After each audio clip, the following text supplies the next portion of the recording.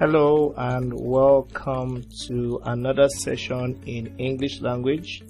Today we'll be considering a very important topic, an aspect of English language, which is comprehension. And under that we'll be looking at reading for main points. But before that, let us review our previous lesson.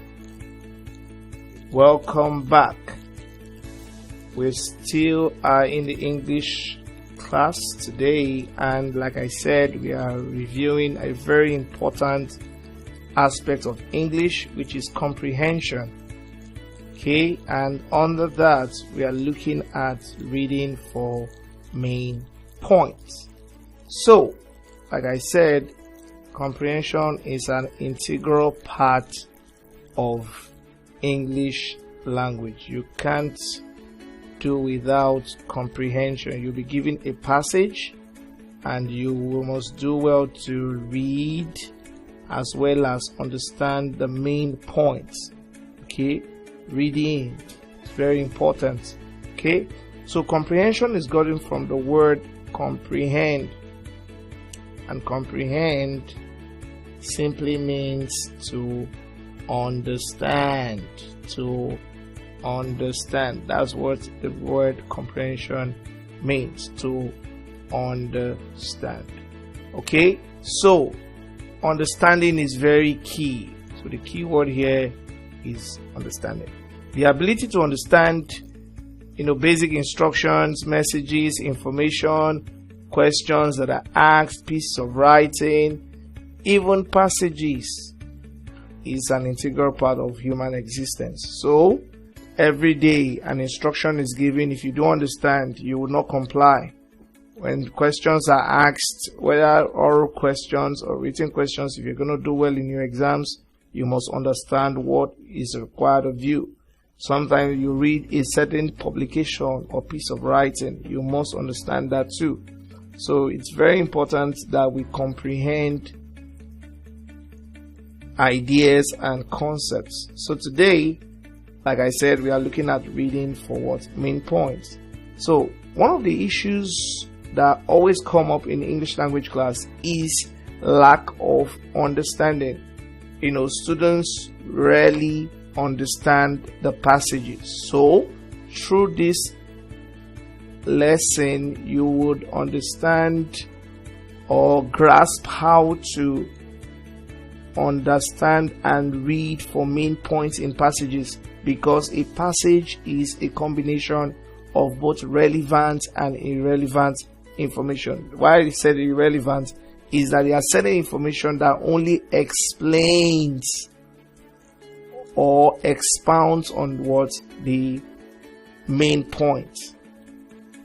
Okay, so here are hints that would help you in reading for main points or grasping the understanding of a particular passage. So number one is that you must learn to recognize the key sentence or topic sentence. You must learn to recognize the key or topic sentence, because the key or topic sentence gives a clue on what is being discussed in the passage. It gives a clue of what is being discussed in the passage. So how do I locate the key or topic sentence? Most times, not in all cases, most times, like I said, the key or topic sentence is at the beginning of the passage. So when you're reading, you have to look critically. Consider the first paragraph, consider the first sentence, okay, and you grasp the main points being discussed in the passage. So, and in order for you to do that, you must read. Okay, so reading is an integral part of comprehension. If you're going to do well in comprehension, you must ensure you improve your reading efficiency.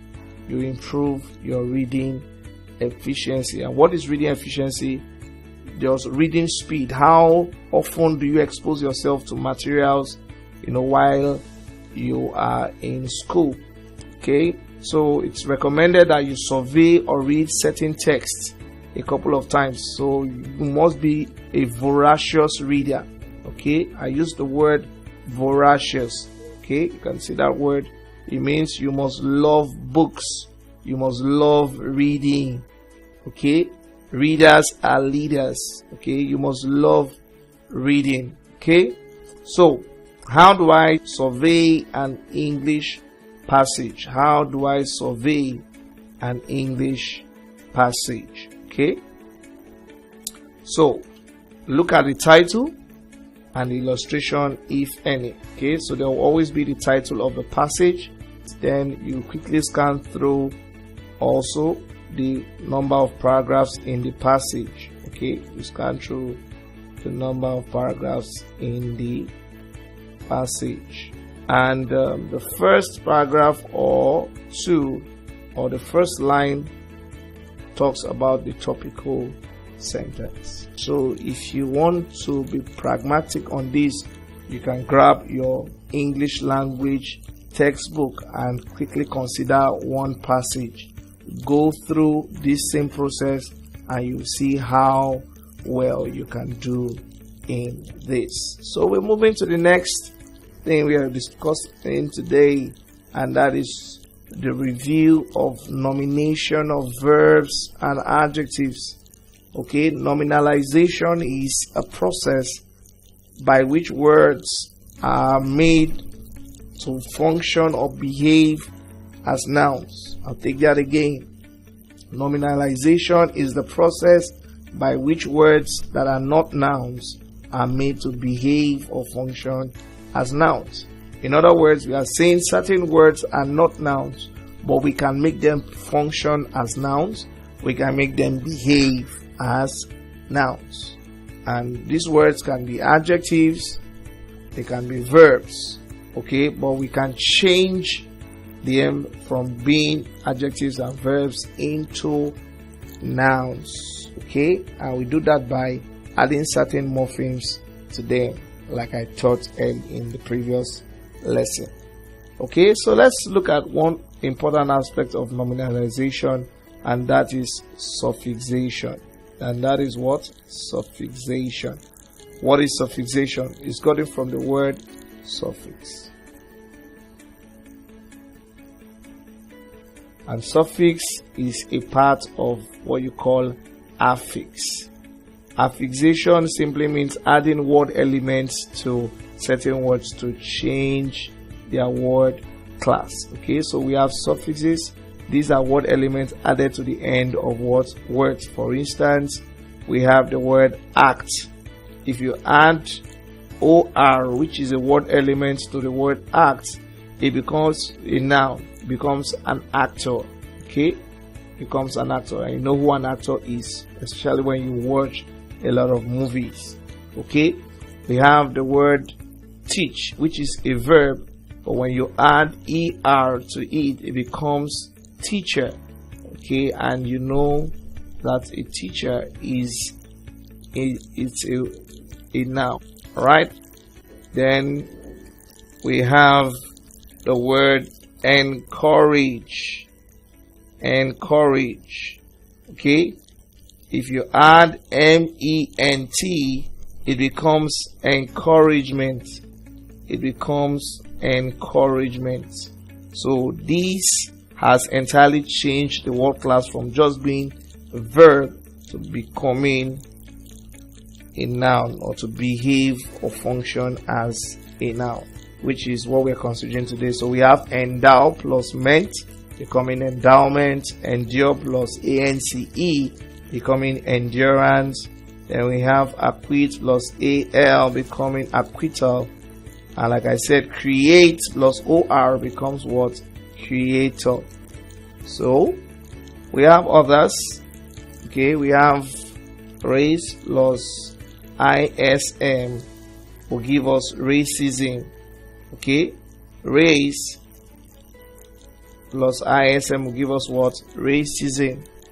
We could have other words like idea or ideal.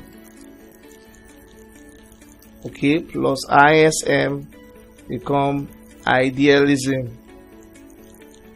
Okay, we could have boy plus hood becoming boyhood. Okay, becoming boyhood. So these, among many others, are examples. We have false plus hood becoming falsehood and the likes. So then we want to deal with certain examples I give here. They pay me well. The word here, pay, is a verb because it's the action. Pay, they pay. It shows what was done here. But if I say the pay is good, the pay is no longer an action here. It has changed its word class to become a noun. So it's behaving here as a noun. Okay? So if you look through the examples, you see what I'm saying today. And last, we want to look at useful hints on summary writing. Okay? So for you to summarize, it's just like doing what you did in the comprehension. You must understand what is required. You must have a thorough understanding of the passage. So for you to have a thorough understanding of the passage, you must read the passage at least twice. You must read the passage twice. Very important. You must read the passage twice. Okay, you must read the passage twice. Okay, then we also emphasized that you should read through the questions and spot relevant portions of the passage that talks about the questions. Okay, very important. Then you should also try to identify statements in the passage and the topic sentences. And I told you most topic sentences are in the first line or the first paragraph of the passage. Then adhere strictly to the instructions. Don't write your own answers unless otherwise stated. Okay, then also do not write more than or less than the number of sentences required. Most students always do fall a victim here. Okay, so ensure you stay with that. Okay, do not write. Okay, don't lump 2 points in one sentence. Okay, don't use conjunctions. Okay, conjunctions could be words like and, could be words like but. Okay, so these are either coordinating conjunctions or subordinating conjunctions.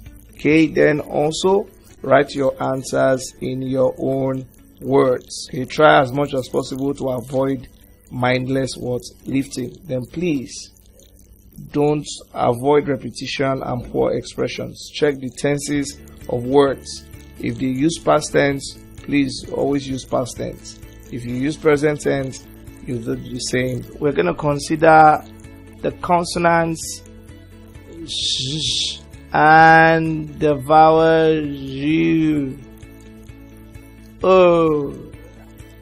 Okay. Now, we always confuse both together. For example, the word you. Okay, if I'll transcribe this is what you have there, you. Okay, it is not you. No, it's not you. It's you. Alright, so we have the word new. Alright, I've transcribed that here for us. We have few, we have cute, we have tune, we have view, and we have hue. So all these words, you can see them transcribed. So it's not view, it's not you, it's not you, it's you, you. Okay, then we could also have stew, not stew, stew. Okay, we could have stupid, not stu, it's not stu, it's not u, it's stupid. Then we have students, then we have human, then we have cure. Okay, these are examples of that. So with this, we've come to the end of today's lesson. Thank you for joining this lesson.